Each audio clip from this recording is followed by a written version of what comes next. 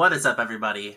This is another adventure outside the Demon Slayer universe, and now we are attacking the Titans. Let's get into the omnidirectional motifs and themes of Attack on Titan. And we are starting with a review of the newest episode of AOT, as well as looking forward to the end of Attack on Titan coming soon. I'm joined, of course, by my usual two. I am looking forward to the end, but this one's definitely kind of bittersweet for me. This is I don't have a lot of claims to fame with the anime community, but Attack on Titan and Fruits Basket are the two that I remember when episode 1 came out, watching that and following along as it was coming out, and it's very strange because I think that the way that some people feel like they grew up with characters like Naruto or Luffy or whoever, this is kind of that for me. Obviously this is a bit darker subject matter to be growing up with, but it's like being with these characters for 10 years and now it's going to be over soon. It's kind of sad, but I am excited and I think that it's going to nail the landing, so I'm excited to talk in the meantime about this precursor to the end. Hey everyone. Similar to Emily but different. Obviously I started anime in 2020, and Attack on Titan it's not my technical first anime. Technically that belongs to Yuri on Ice, but Attack on Titan was the first anime where I was like, okay, I want to watch anime. What should I start with? So it holds a special place in my heart as well. I've not been watching it nearly as long, so it's a little bit less bittersweet to see the ending, on the horizon. However, it still is a very special story that I hold very close to my heart. So I'm really excited to talk about it. Yeah. For me, Attack on Titan was a little bit different. I didn't watch Attack on Titan until really late in the anime game. I had seen a lot of other things. So I think I saw this TikTok the other day where it was there's two camps of people. You start with Attack on Titan, and then you're nothing else compares. Or you're wow, you watch 8 animes, and then you get to Attack on Titan, and then you're damn, this is great. So I'm in that second part there, but I have a Levi tattoo. I am a huge fan of the show. As most people say, it's a masterpiece, and I am right alongside them. But before we start, a requirement is we're all going to do our best Shinzo Sasageo, and I will be kicking this off. So here we go. Channeling Erwin. Here we go. Shinzo Sasageo! All right. Okay. All right.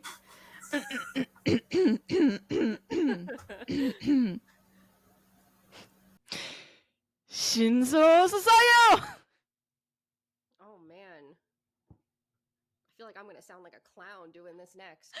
But I gotta bust out the deep voice. All right, Shinzo Sasageo. All right, Levi. Damn, that was pretty good. Damn, I feel like we would all be able to make the scouts just with that. No ODM training, no sword fighting, just our Sasageos. 2 push-ups maximum. We're coming for our voice acting careers. What can we say?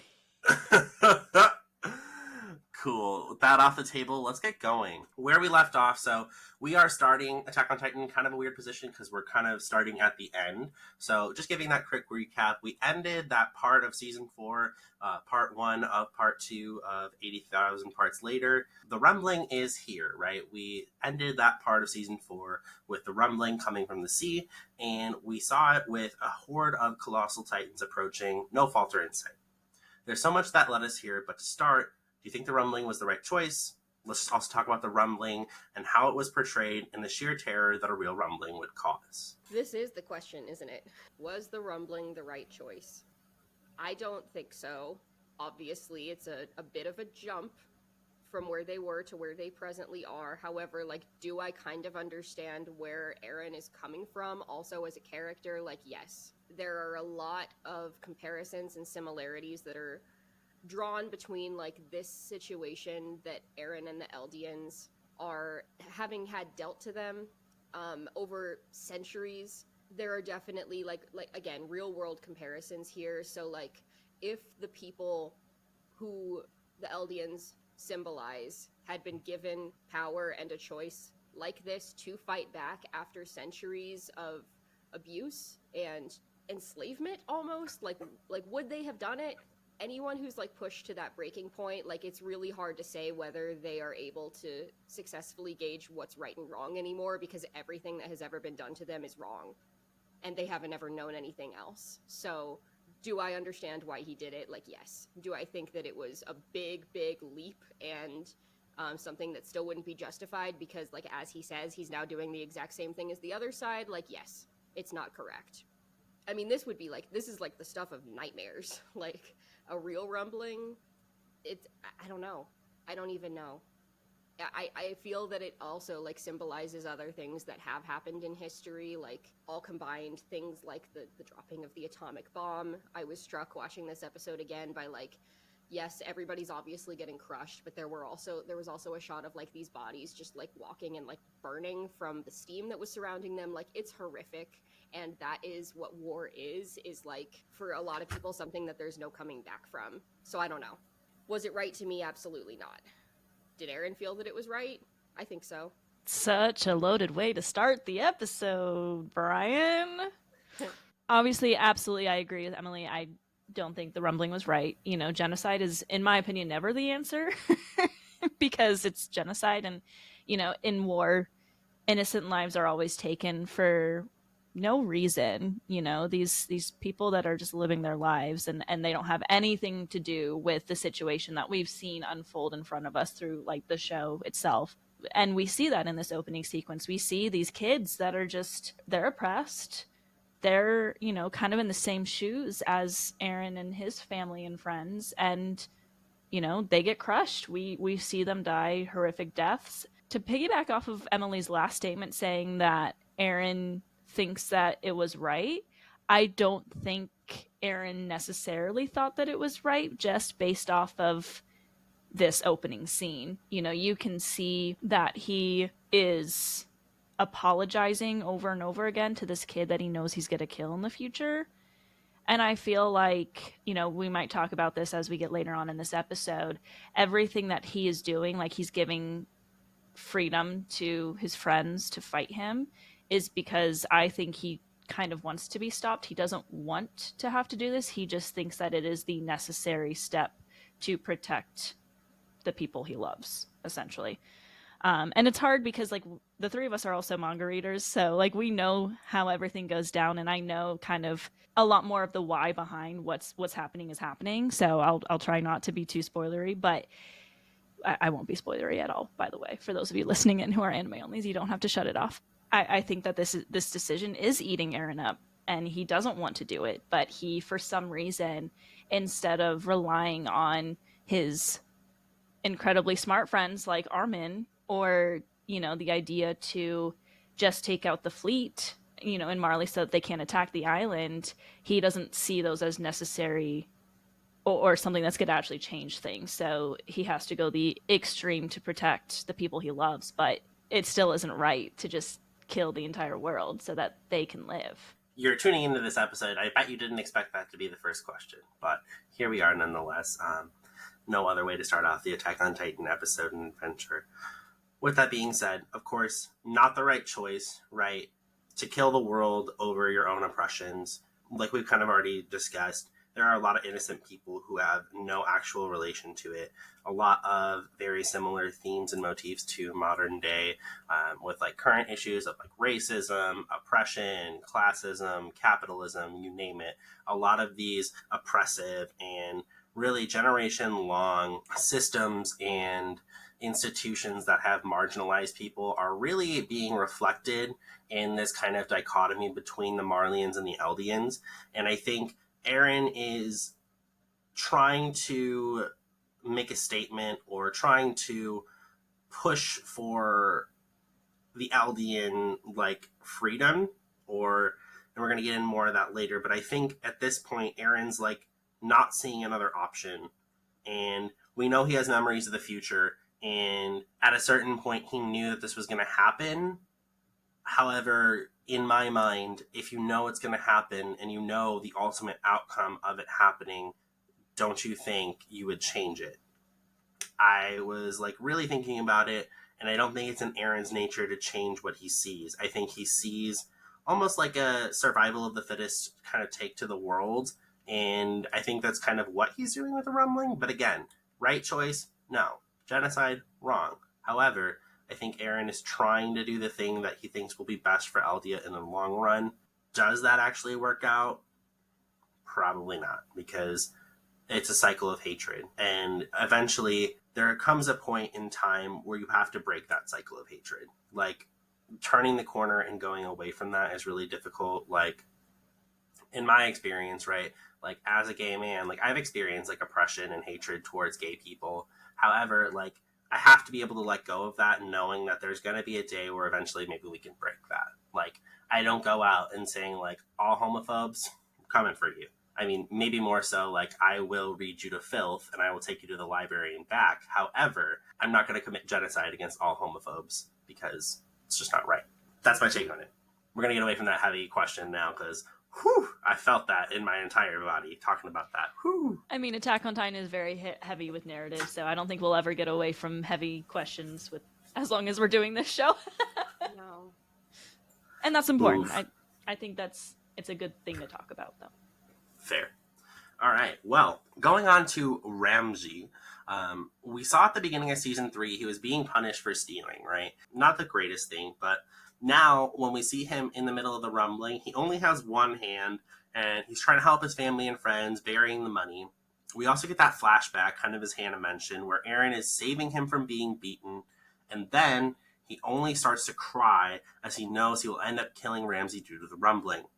Nonetheless, as he is doing so, we get that image of pure freedom as he floats through the clouds during the rumbling, depicting his freedom, or as he calls it, Yujide. This show is so powerful, and there's so much, like I said, just like intense narrative, and I think it paints war so well. And it's been talking about, I just watched the second half of season 2 2 days ago with Jenna, and it's talking about all the way back then who's the real enemy. Irvin asked Eren the question that in season 1.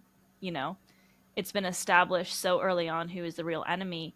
I think this is showing us just how much everyone is in the wrong, but also everyone has their convictions and everyone is in the right. And kind of going off of the question here, I guess, but I already kind of talked about this scene and how I feel like it shows that Eren really didn't want to do the rumbling. He felt like his future was already set.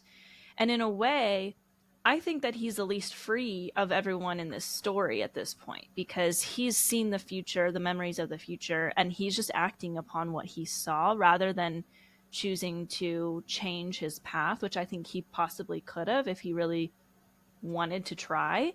And that's why he's like telling this boy, I'm sorry, because he just went through like saving this boy, and he said, like, why should I save him? Oh, because I do it. Like I saw myself in the future doing it. And so he's like, okay, I can't change anything. But can he really not change anything?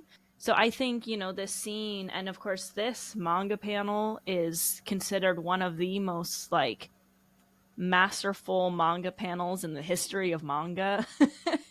It was, so hyped up for the anime, and I think the anime did a really good job at it. And I'll be honest, I think there's a lot of different ways to interpret that scene, because he's reverted back to a child in this scene, and he reverts back to a child a lot in this episode, kind of back to that old Eren that was passionate and loud and just wanted to go on the other side of the wall and live as a free person. It's showing that like Eren is, what he's seeing is just this clear sky and these clouds. He's not seeing the destruction, and it's almost as if he's completely just disassociated from reality in the name of like feeling free. And that's why it tells me like he's actually not free, because in order for him to declare himself free, he's not seeing reality unfold in front of him, is kind of how I interpreted that scene. Yeah, Attack on Titan goes for the gut every time. I remember reading these panels with Ramsey as well, and let me just start off by saying that the panels in the manga of this scene are exponentially more graphic than what the anime did as well, and I still think the anime is like pretty gruesome, but like these images in the manga are like absolutely haunting of what happens to this little boy. And that's the point. There's like this child who is experiencing prejudice. He is like an other. They keep calling him like a foreigner. They're saying he's like a pickpocket, which I don't even know if we necessarily find out that that's true. We just know that he and the other young boy are like trying to save money so that they can move on and find like better circumstances for themselves. Maybe he is a pickpocket. Who knows? The people that he's pickpocketing from are not necessarily good people either. So when it comes down to it, though, this is a child and somebody who is feeling that sting of that prejudice that's looking to hopefully find that freedom one way or another. So in a lot of ways, like that's actually pretty similar to a young Eren who we see interspersed with this, you know, and there's this nice scene where Eren like rescues him from the adults that are beating him up, accusing him of this pickpocketing. And yet Eren's like, should I even do this? Like, does it even matter? Because I know what's going to happen to this kid in the future. And that's another good question is like, should he have bothered to do that? Would this kid have, you know, having been beaten to death by these other guys, like, would that have been a kinder ending than what did end up happening, even though Eren saved him in this moment? What happens to him later is brutal. I don't know.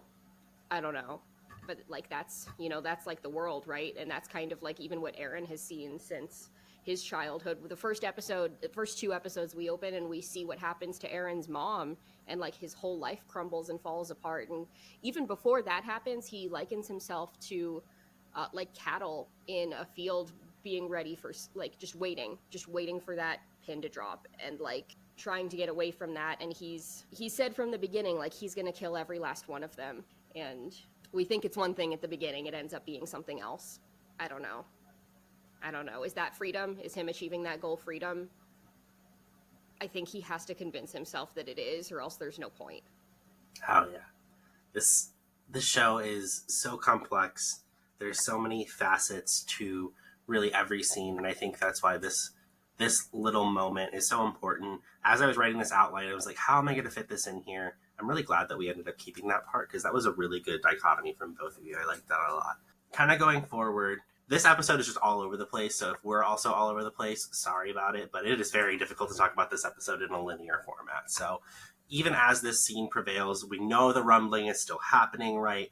And we flash over to the scouts and the warriors who are left, and they are still working on the airboat, right? So they are still attempting to get that boat fueled, get that thing off the ground. The Azumabito clan is there, Ani's there. We got the entire squad with us.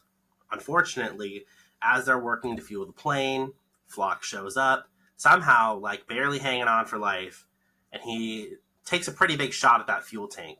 I'm just going to go ahead and say it. Fuck that man. Okay, listen. In this house, we hate Flock.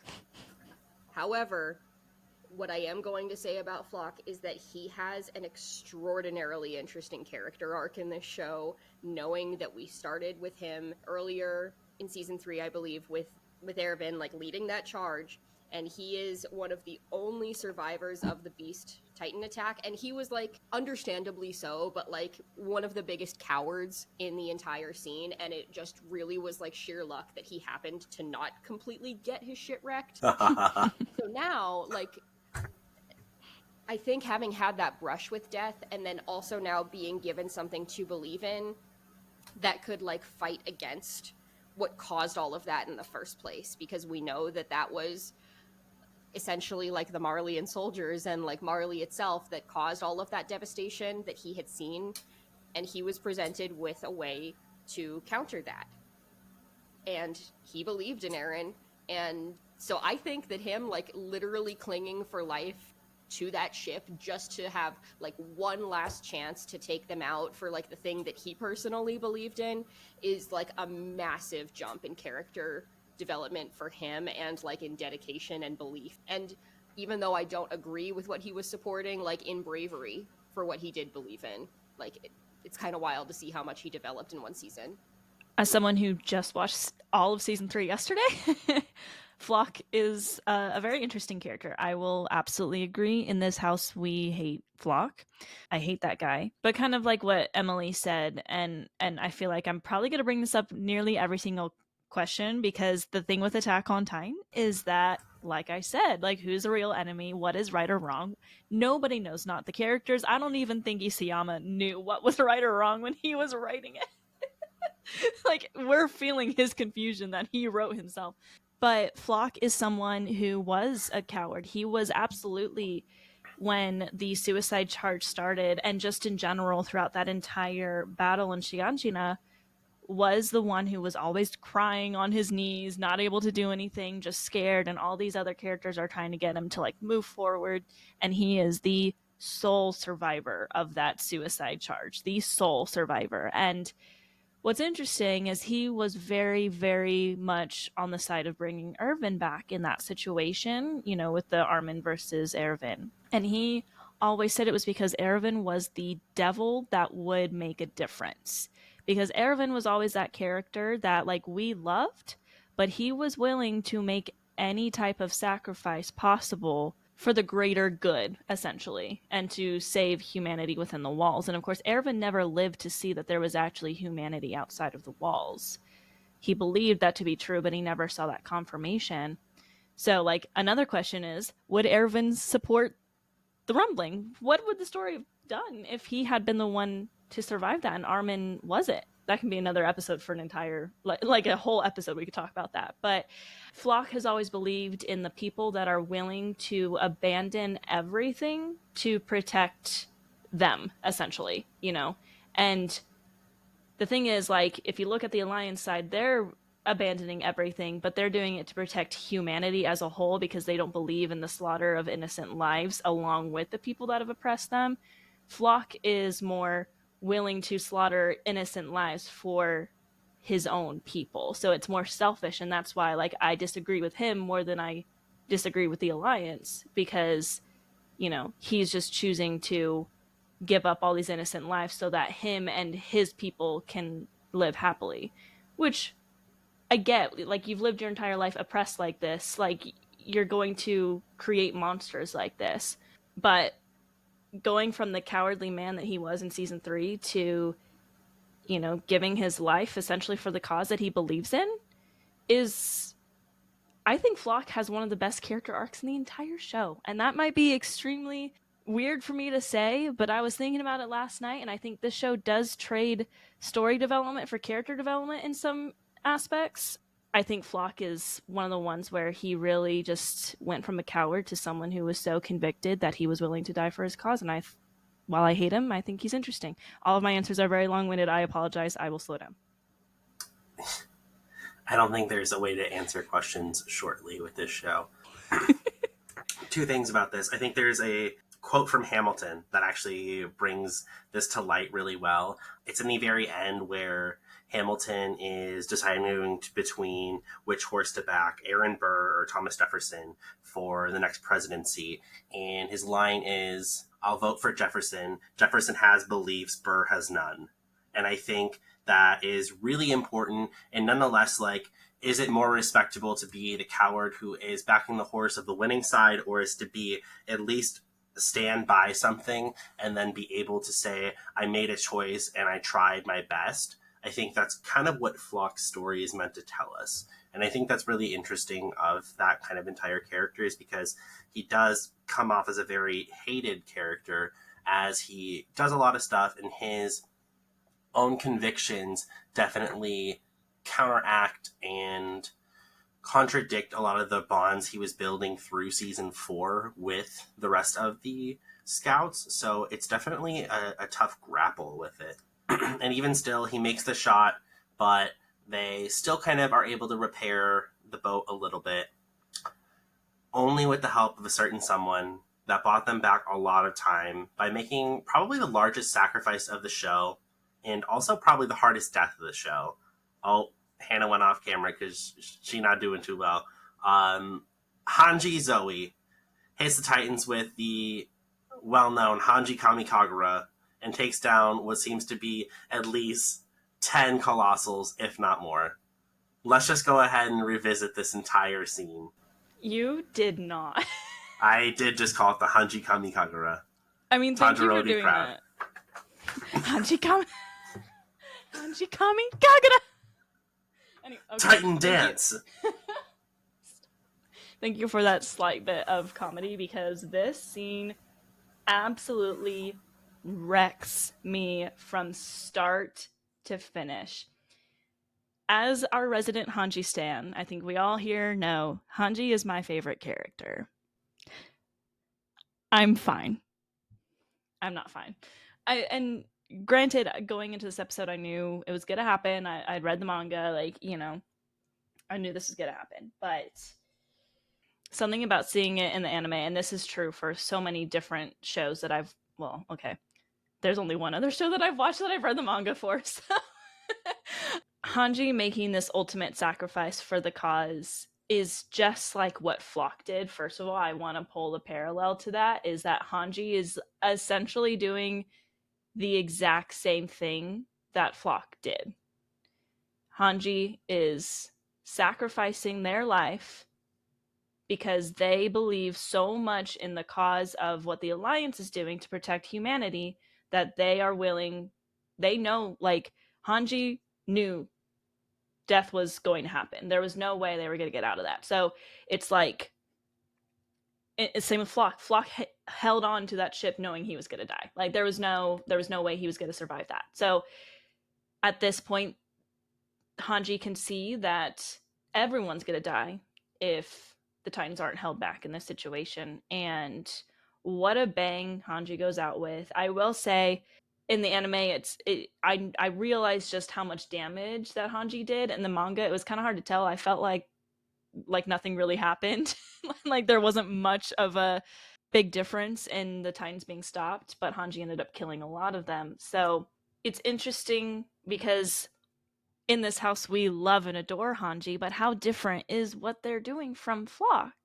They're just on the opposite side and just believe in what they believe in. So, and I'm not like, this might be really interesting to come out of the mouth of the person who loves Hanji. Like, can you imagine if I sat here and said, like, is Tanjiro actually right? Like, people would think that I literally was not me. So, you know, but again, this is the show. This is how Attack on Titan is, and that doesn't change the fact that I absolutely sob.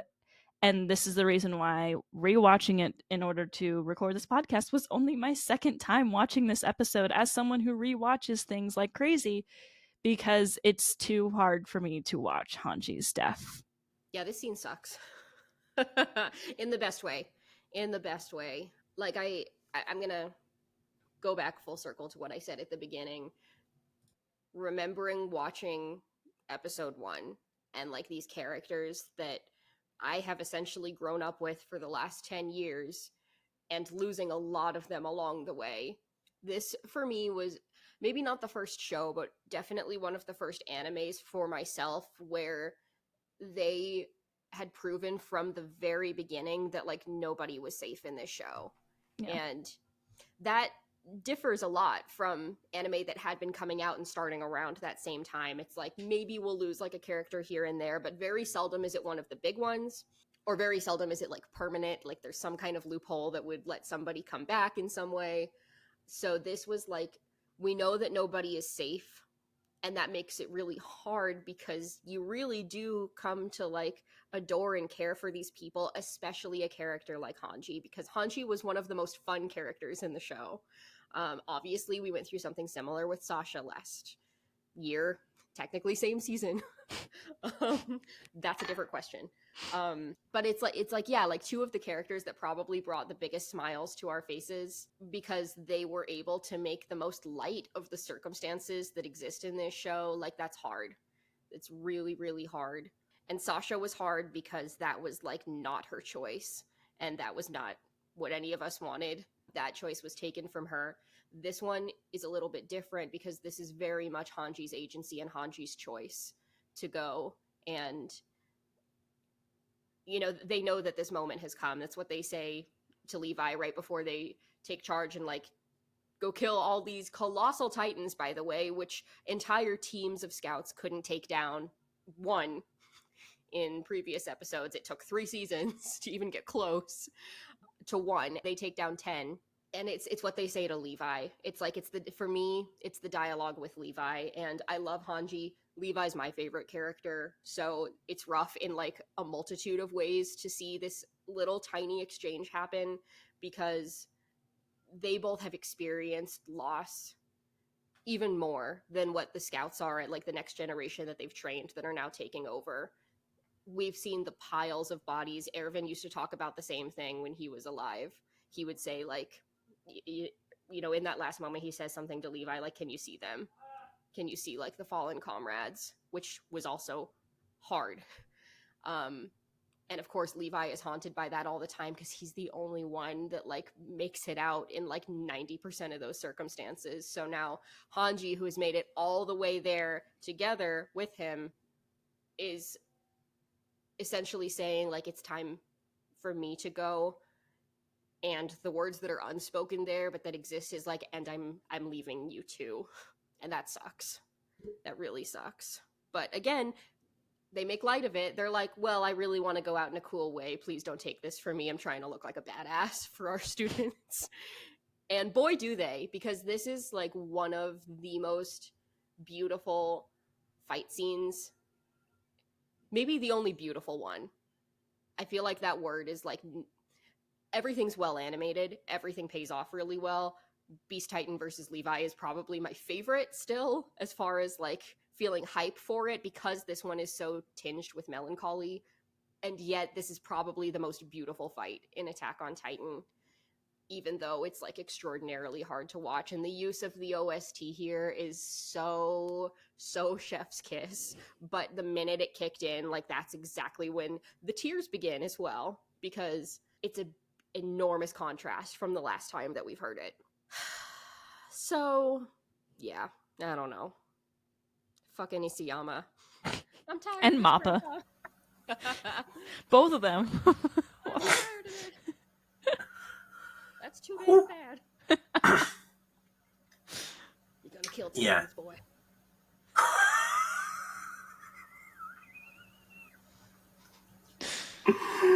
Oh no.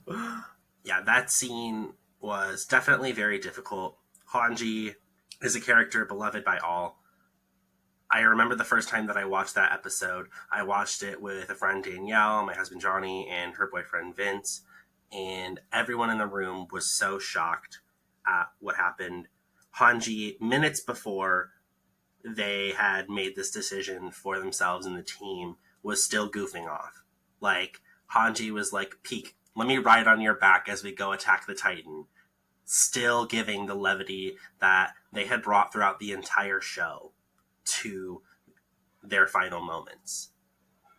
It's a real demonstration of who Hanji is and the impact that they had on the rest of the cast.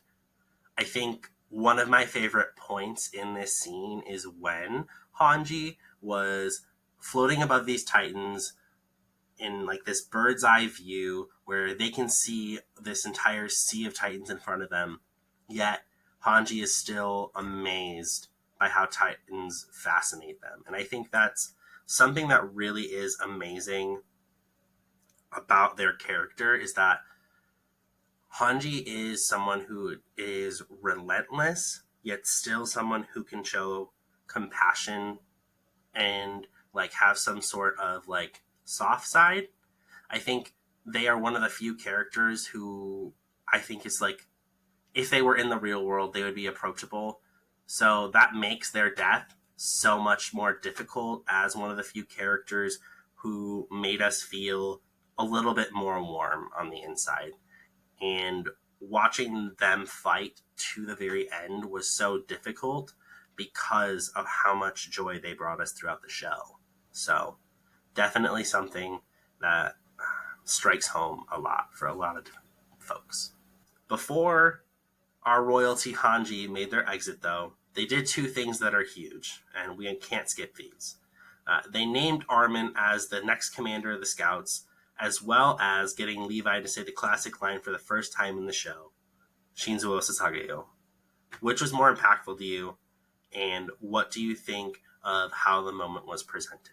I mean, both are extremely impactful. Like, I have a personal affinity towards one, but like both are impactful, and we kind of knew that both were coming the minute that we saw that this decision was made. I mean, to me, I felt like it was kind of clear that Armin was eventually going to be the next captain of the Scouts as soon as Levi made that choice last season. You know, like as badass as Levi is, like he has no interest in being the actual captain. I don't think he's better used for his extreme dexterity and strength.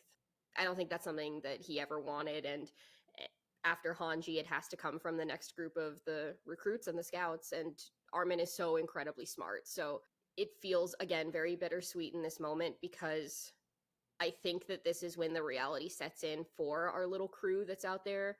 And Hanji is like, no, so nonchalant about it. Like, well, I'll be going now. Armin, you're in charge.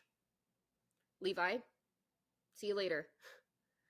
And they never miss a beat. The attitude doesn't change. It's not melancholy for them, I don't think. They've accepted what is going to happen, but everyone else has to reckon with what this means in this moment, because the weight of those words is settling in. And so, like, as smart as Armin is, I think even now he still suffers with self-doubt a lot, because again, there's so much gray area in this show that, like, even if he makes an incredibly intelligent choice, who knows if it's right.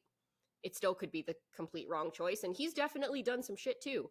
You know, we've seen Armin have to like step up and do some crazy stuff in this show as well, even though he is, or at least was, one of the most soft-spoken, kind of wimpy characters in terms of physical brute strength. He's come a long way as well. Again, I touched on this in the last question, but for me, it's the scene with Levi. It's like the continued pervasive loss that just like keeps, he's sitting on a pile of ghosts, is like the way that it's perceived. And he's like not really a sentimental or like a cheesy guy, so hearing him say finally like the phrase and seeing that in the manga was what broke me the first time. It was like, I can't change your mind. I'm not going to try. Give your heart. But what broke me even more, before we move on from this, is that I'm not going to say that like Hanji's death wasn't graphic necessarily, but I also think that the moment of death that we saw, like the actual minute that it happens, was the gentlest in the entire show. Compared even earlier in this episode to somebody like Ramsey and what that looked like in the manga, that was like horrific and gruesome. Obviously, we see Hanji plummeting, like lit aflame, but I think it's insinuated that the thing that actually kills them is like being trampled by the rumbling after they fall. However, we do not actually see that. What we see is Hanji waking up in the footprint. And when she wakes up and she's there with like all the rest of the fallen comrades, like looking as they did in their prime, and her essentially, or them essentially being like, did you see that? Did you see what I did? Wasn't that so cool? Did I do a good job? I was gone. I was gone in that moment, because everybody is there. Everybody is there with them. And that was like thank God that at least death can be gentle for Hanji and for these other people that we lost a while ago in the show, because nothing else is.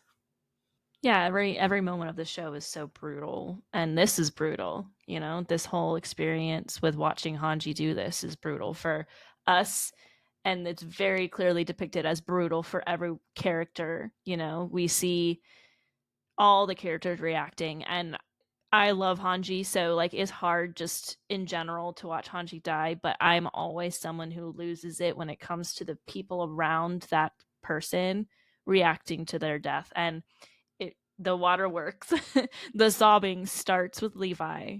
I think that, backing up a little bit with naming Armin as the next commander again, I agree with Emily on that. I saw that coming from the time that Levi picked Armin over Irvin. I figured that it was going to happen, but I also was like, well, Hanji's the commander though, so I like was in denial that that would mean that they would probably die before the end of the story.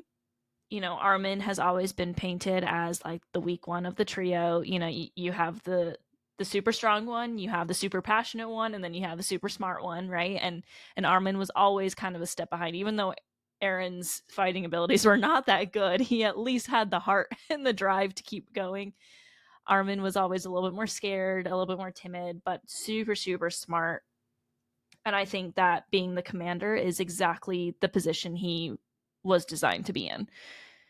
Levi wasn't ever supposed to be commander because he is like Mikasa. He's just he's a really, really strong fighter, and a commander is usually a little bit less in the battlefield and a little bit more making those decisions. So yeah, you need the smarter people in charge of that. Not to say that Levi isn't smart, but he just doesn't like use his brain the way that, you know, Erwin, Hanji, and Armin all did. When Hanji goes to Levi and, you know, is like, I'm shaking, you know, this is the moment that I've been waiting for. Like, don't try to stop me. And Levi just says Shinzo Sasageo, and Hanji's like, I think that's the first time you've ever said that. That is probably the moment that I can't do it. Like, I can't. Like, that moment right there is why I haven't watched this episode until now since it came out, because it's like it wrecks me. And I have to apologize because when I said when we can't believe I'm saying this. When we recapped the season finale Demon Slayer and I said I haven't sobbed that way over a TV show in a very long time, I was wrong. Because I might have sobbed more over Attack on Titan in March. Because I knew that it was actually the end for Hanji. In Demon Slayer, I knew Nezuko was gonna be okay. But, you know, so I have to go back, I have to retract. But just Levi is such a tragic character because he's lost literally everyone at this point. Like, Hanji is what he had left, because yes, he has the recruits, he has like our squad, but they were the recruits. They were like, they showed up a few years ago, and I think he cares about them a lot, like a dad practically, but Hanji was the last one of his like generation essentially. And I think he was a bit more attached to Hanji than he was to a lot of the other characters. He was very attached to Erwin too, and that was very tough on him as well. But to see Levi react to like his last like buddy giving, you know, sacrificing themselves, that is what kills me. And then afterwards, after all is said and done, we see everyone crying, and he's not crying because it's still Levi. But then he says like, "Bye, Hanji, watch us," and that's like, it's kind of cleared up for me, and then I lose it all over again, and I literally have to pause it before we move on because I cannot handle the emotions that are going on. Jakobone crying also gets me too, because he worked very closely with Hanji.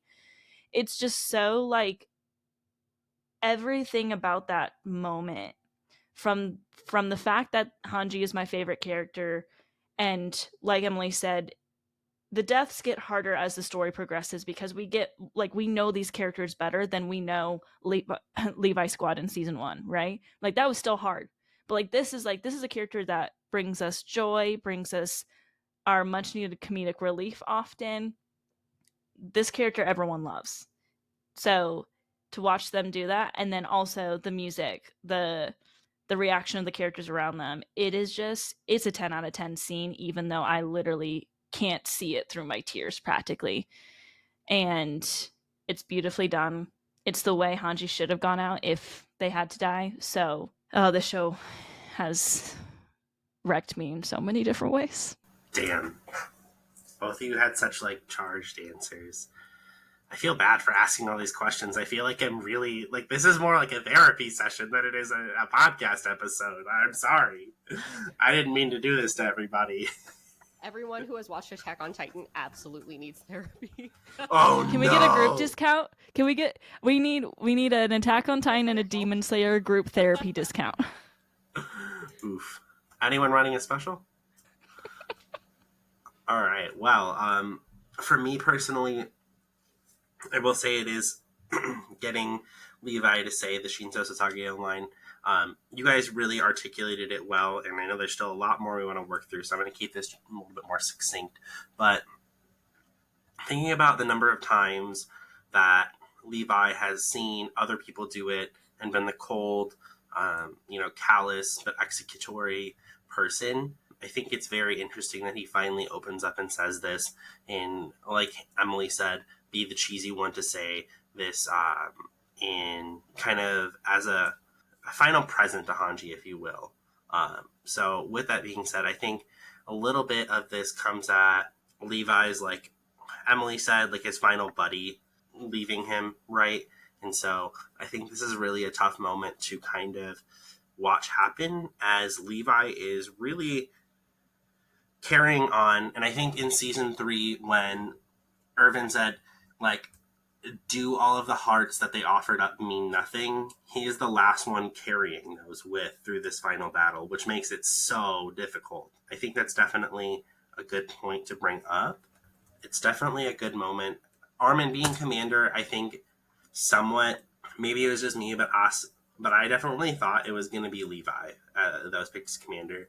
Maybe I've just been oblivious the entire show. Yeah, I think realistically, Armin was someone who is very smart, but I didn't think he had have the courage to be commander. And I think this moment is also important because I think Kanji kind of forced him in that position. So with that, I think Armin was really someone who needed that push from someone who believed in him. I think that's why I like Armin, is because I definitely relate to like being in these situations of like, I need other people to help me, right? Like Zenitsu, Armin, Luck from Black Clover, all these like off the walls characters. That's me. Okay. So that's kind of all we have, because that's the end of chapter 1, the rumbling. So we're gonna pull a Mappa and we're gonna split this into 2 parts. So that is all we have for today's episode. With that being said, definitely give us a like on TikTok, give us a follow, right?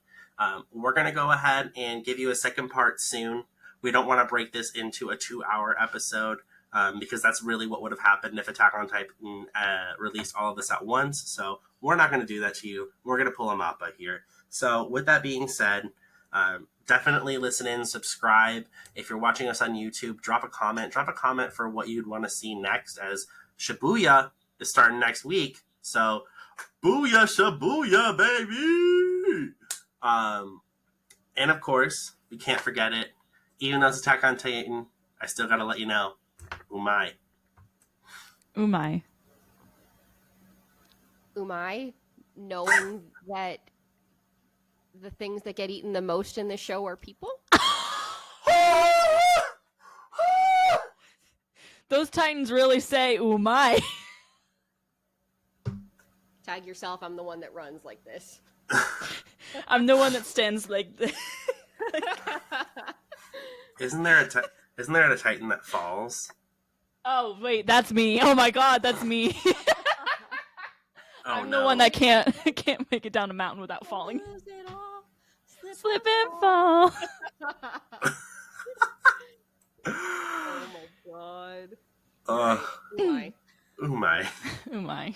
Shinzo Sasage. Whatever, you know.